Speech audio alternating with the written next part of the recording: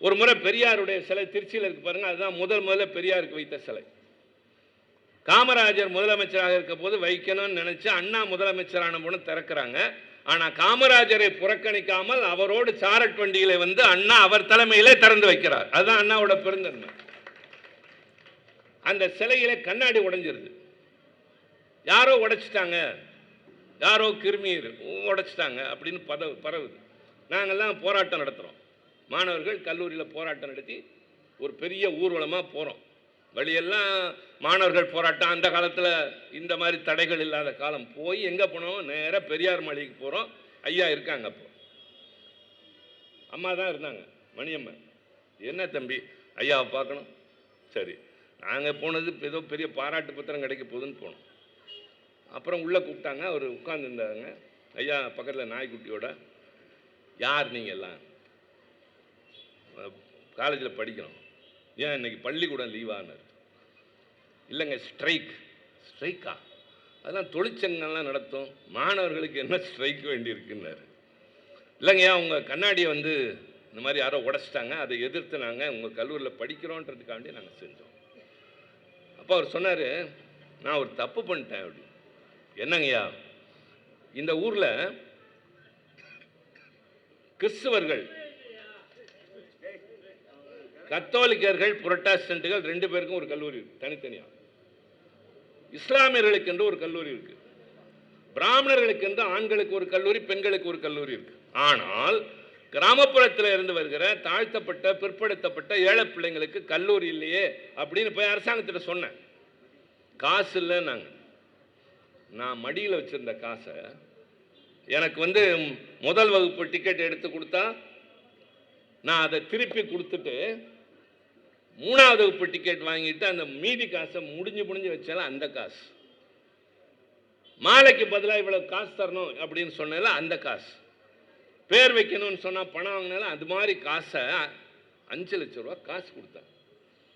9 acre நிலத்தை கொடுத்தேன். அதனால என் பேரை அந்த கல்லூரிக்கு வச்சாங்க. நீங்கள்லாம் படிக்கணும்னு சொன்னால் படிக்காமல் இப்படி ஸ்ட்ரைக் பண்ணிட்டு வந்து நிற்கிறீங்களே, உருப்படவே மாட்டீங்களான்னு கேட்டார். கொஞ்சம் சங்கடமாக இருந்தது. அதில் ஒரு வரலாறு என்னன்னா, அந்த கல்லூரி திறக்கிறாங்க. பக்தவச்சல முதலமைச்சர் அவர் வாங்கி கொடுத்த கட்டடத்தோட கதை இருக்குது. அதை இப்போ நாங்கள் புதுப்பிச்சிட்டோம். எப்படி புதுப்பித்தோம்? சற்றேறக்குறைய அந்த கல்லூரியில் தான் நான் பிஏ, பியூசி, பிஏ, எம்ஏலாம் படித்தேன்.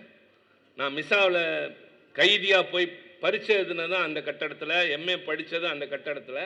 அதை இடிக்க போயிட்டாங்க, பழசாயிடுச்சுன்னு. அப்புறம் நான் அரசாங்கத்திட்ட சொல்லி, தம்பி தங்கன் தென்னரசுகிட்ட சொல்லி, தொன்மையான கட்டடங்கள், ஹெரிட்டேஜ் பில்டிங் என்ற பெயரில் ஒரு 6.5 கோடி கொடுத்துருக்காங்க. அதை புனரமைச்சிக்கிட்டு இருக்கோம். அடுத்த மாதம் 20ஆம் தேதி ஆசிரியர் ஐயா தான் வந்து அதை திறந்து வைக்கிறார். நான் ஒரு கலையரங்கம் கொடுத்துருக்கேன். பெரியாருக்கு ஒரு பெரிய சிலை எங்கள் சொந்த செலவில் வச்சுருக்கோம். மணியம்மையார் பேரில் ஒரு பெரிய கட்டடம் கட்டியிருக்கோம். கம்ப்யூட்டருக்கு பில்டிங் கொடுத்துருக்கோம். என்னென்னவோ அந்த காலேஜ் வந்து பாருங்கள், ஐஐடி மாதிரி இருக்கும். அது மாதிரி நாங்கள் பண்ணியிருக்கோம். அந்த கல்லூரி திறக்கிறப்போ கவனிங்க நல்லா, பக்தவச்சலம் முதலமைச்சர் திறக்கிறார். யாரோ உட்காந்துருக்காங்க, பெரியாரை முன்னாடி உட்காந்து வச்சுட்டாங்க.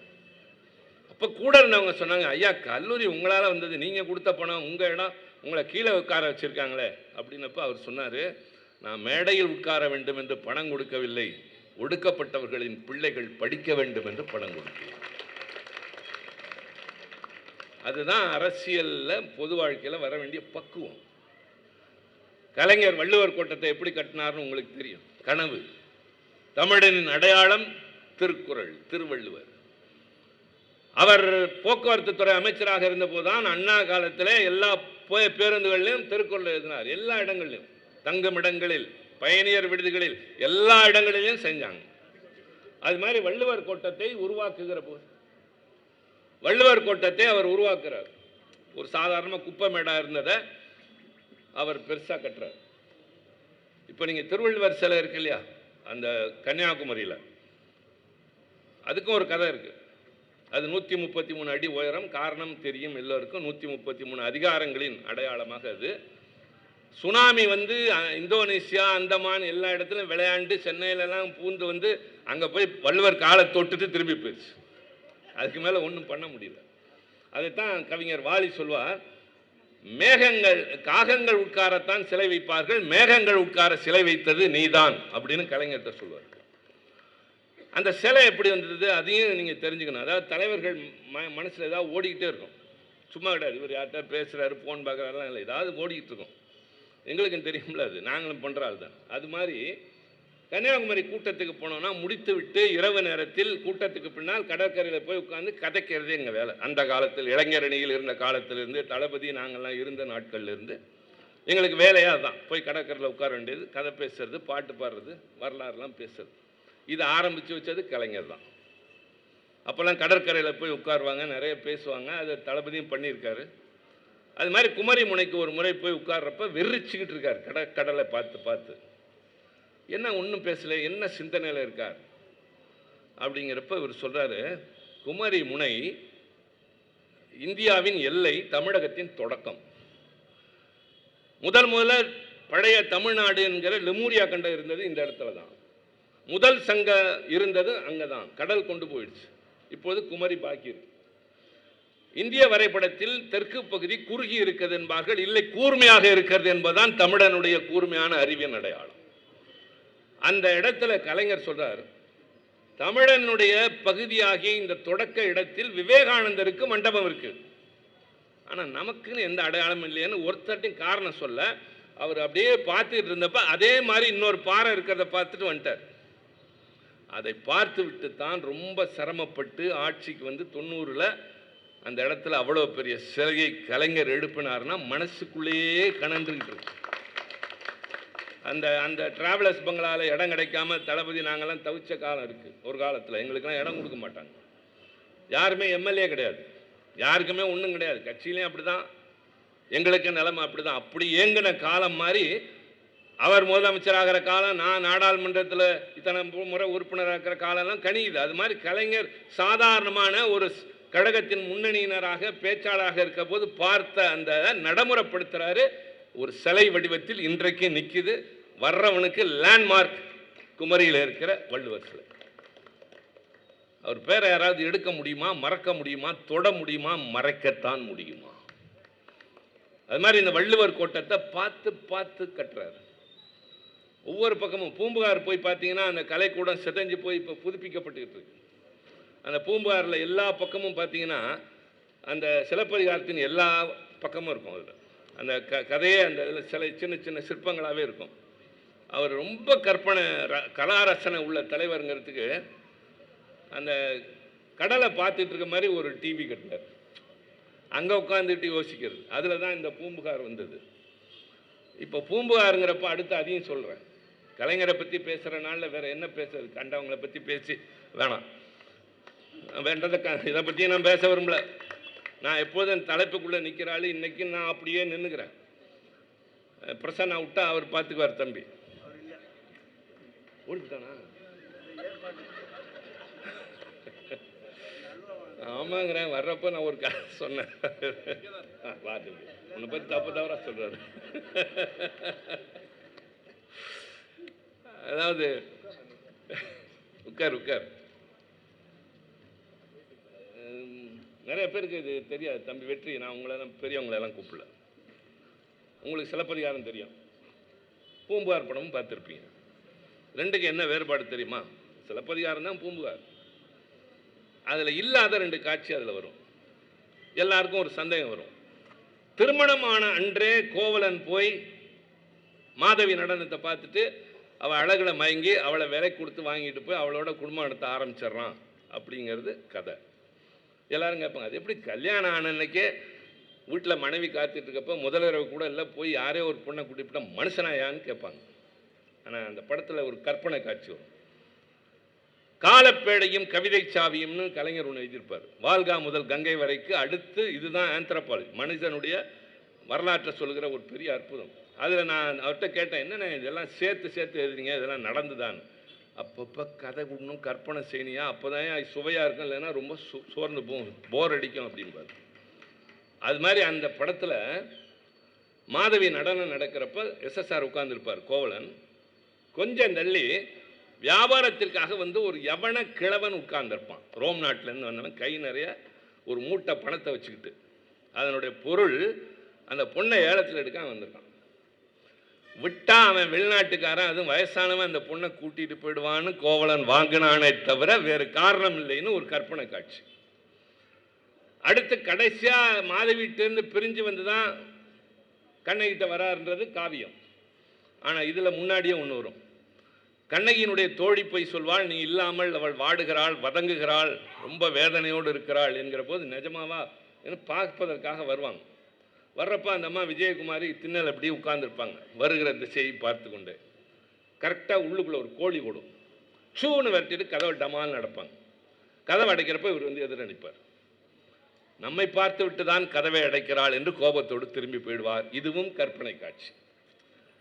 இதெல்லாம் வந்து ஒரு கதையை எழுதுகிறப்பே அவர் எப்படியெல்லாம் கொண்டு வரார் அப்படின்னு சொல்லி. அந்த மாதிரி இந்த வள்ளுவர் கோட்டம், பூம்புகார் கலைக்கூடம், திருவள்ளுவர் சிலை என்ற வரிசையில் இந்த வள்ளுவர் கோட்டத்தெல்லாம் கட்டி முடிச்சிட்டாரு. அவசர நிலை காலம், ஆட்சி கலைக்கப்படுகிறது. ஆட்சி கலைக்கப்பட்டு முதல் நாள் வரை முதலமைச்சர் ஆள் படை பரிவாரம். இன்னைக்கு வேலு பேசுகிறப்ப கூட சொன்னார், என்ன சொன்னார், நேற்று எங்களுக்கு சலாம் போட்டவெல்லாம் இன்னைக்கு உங்களுக்கு போடுறாங்கன்னாரு. That is democracy. அதானே நடக்கும். அதே காரு இவங்களுக்கு போயிட்டுருக்கு, நாளைக்கு இன்னொருத்தருக்கு போகும். அதை புரிஞ்சுக்கணும் முதல்ல. இதெல்லாம் சாஸ்வதமே இல்லை. அண்ணா முதலமைச்சரானவுடனே கொண்டாந்து நாற்காலி ஃபர்னிச்சர் சோஃபாலாம் போடுறாங்க. அண்ணி மாடி கொண்டு போயிட்டாங்க. வந்து எங்கே அதெல்லாம்ங்கிறாரு, மாடிக்கு போயிடுச்சு. அது வர்றவங்க போகிறவங்களுக்கு, உங்களுக்கு இல்லை, நாளைக்கு எடுத்துகிட்டு போயிடுவாங்க, கொண்டு வாங்க அப்படின்னு சொல்லி அண்ணா கொண்டு வந்தாருப்பாங்க. அது மாதிரி முதலமைச்சராக இருந்த கலைஞர் தனித்து விடப்பட்டார். யாரும் பார்க்க போக முடியல, கட்சிக்காரர்கள் கூட நெருங்க முடியவில்லை. அவர் போகிற இடத்துல யாராவது உணவு கொடுத்தால் அடுத்த நாள் கைது செய்யப்பட்டு மிசாவுக்கு வருவார்கள். என் கூட அப்படி ஒருத்தர் வந்தார். என்னையா தப்பு பண்ண? நான் ஒன்றுமே பண்ணுங்க, ஒரு கடை வச்சுருக்கேன். எதுக்கே பிடிச்சாங்க? கலைஞர் வந்தப்போ சோறு போட்டேன்னு பிடிச்சிட்டு வந்துட்டாங்க. அவ்வளவு கொடுமையான காலம்.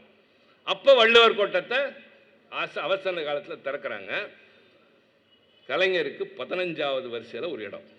அதை உருவாக்க காரணமான தலைவன் முதலமைச்சராக இருந்தவருக்கு ஒரு மரியாதை நிமித்தமாக கூப்புணுன்ற நாகரிகம் இல்லாமல், மரபு இல்லாமல், அது அந்த வஞ்சக அரசியல், ஒருவரை பழிவாங்கணுன்ற ஒரு கீழ்த்தரமான குணங்கள், நல்ல குணங்கள் எல்லாம் சிதைந்து போவதை சில பேர் நடைமுறைக்கு கொண்டு வந்துடுறாங்க. அது அவசியமே அல்ல. ஒருவர் நிலை தாழலாம், உயரலாம். வண்டி சக்கரம் சுழல்வது போலத்தான் ஜனநாயகத்தில் ஏற்றமும் இறக்கமும் வரும். அப்ப கலைஞர் உட்கார்ந்து ஒரு கடிதம் எழுதுறார். தன்னுடைய மகள் திருமணத்தை சென்று நேரடியாக பார்க்க முடியாத ஒரு தாய் அந்த போட்டிருக்கிற ஓலையில் இருக்கிற சின்ன ஒரு துவாரத்தின் வழியாக அதை பார்த்து ரசிப்பதை போல நான் கோபாலபுரத்து மாடியிலே உட்கார்ந்து வள்ளுவர் கோட்டம் திறக்கப்படுவதை பார்த்தேன் அப்படின்னு எழுதுவார். அப்புறம் 89 முதலமைச்சராக அங்கே தான் பதவி எடுத்தார். நான் இப்போ ஒப்பிட வர்றது, பெரியார் கல்லூரியை கொடுத்தார், மேடையில் இடம் தரவில்லை, எதிரே உட்கார வைத்தார்கள். கலைஞர் வள்ளுவர் கோட்டம் கட்டினார், உள்ளே அழைக்கவில்லை. ஆனால் காலம் மாறியது, மீண்டும் எங்கள் கைக்கு ஆட்சி வந்தது, சரித்திரமிக்க சாதனைகளை நிறைவேற்றினோம். இன்னைக்கும் அதுதான். இப்போ எங்கள்கிட்ட ஆட்சி மட்டும்தான் இல்லை, கட்சி வலிமையா இருக்கு. நீங்க எங்களோட இருக்கீங்க. மற்றவங்களாம் இருக்கும்பாங்க, அது கூட்டம். எங்களோடு இருப்பவர்கள் சிப்பாய்கள், ஆல் சோல்ஜர்ஸ். சாதாரணமான கடைக்கோடி தொண்டன் வரை ஒரு ராணுவ சிப்பாயை போல இருக்கிற கட்டமைப்பு கொண்ட இயக்கம் திராவிட முன்னேற்ற கழகம். ஆட்சி வரும்னு நாங்க சொன்னா ஏதோ எங்களுக்காக அல்ல, இந்த நாட்டை காப்பாற்ற, வலிமைப்படுத்த, மொழியை உயர்த்த, பண்பாட்டை நிலைநிறுத்த திராவிட முன்னேற்ற கழகத்தால் மட்டும்தான் முடியும். அது பெரியார் போட்ட விதை, அண்ணா வளர்த்த உருவாக்கிய பாதை. கலைஞர் 50 ஆண்டு காலம் தலைவராக இருந்து காத்ததை இன்றைக்கு தளபதி அண்ணன் மு.க. ஸ்டாலின் வழி நடத்துகிறார். சட்டமன்றத்தில் தம்பி உதயநிதி ஸ்டாலின் இருக்கிறார். நாங்கள் நாடாளுமன்றத்தில் இருக்கிறோம். இந்தி வேண்டாம் என்று அயன்புரத்தில் நின்று பேசுவதில்லை. இந்தி தான் வேண்டும் என்று எவர் சொல்கிறாரோ அவர்கள் முகத்துக்கு நேராக நின்று தமிழ்நாட்டில் நுழைய முடியாது என்று பேசுகிற துணிச்சலோடு அங்கே நிற்கிறோம். அவர்களுக்கு எங்களை பார்த்தால் மரியாதை தானே தவிர, முதலில் பயம் இருந்தது, இப்போ மரியாதை வந்திருக்கு.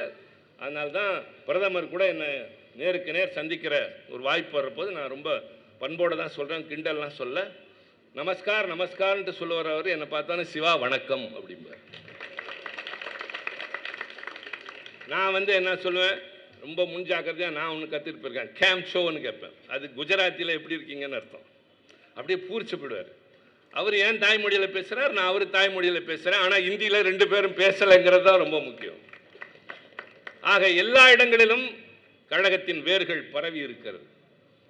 இப்போ ஏற்பட்டிருப்பது இலையுதிர் காலம், மீண்டும் வசந்தம் வரும். If winter comes can spring B for behind. அதற்கு வழிகாட்டுகின்ற நெறியாக, வலிமையாக எந்நாளும் கலைஞர் நமக்கு இருப்பார். அவர் நினைவை போற்றுவதோடு மட்டுமல்ல, அவர் எண்ணங்களை, மனதில் கனன்று கொண்டிருந்தவைகளை நிறைவேற்றுகிற பட்டாள வரிசை சிப்பாய்களாக இருப்போம் என்ற உறுதியை இந்த நாளில் ஏற்போம் என்று கூறி, இந்த வாய்ப்புக்கு நன்றி கூறி தம்பி சேகர் பாபுவை மீண்டும் ஒரு முறை பாராட்டி விடைபெறுகின்றேன். நன்றி, வணக்கம்.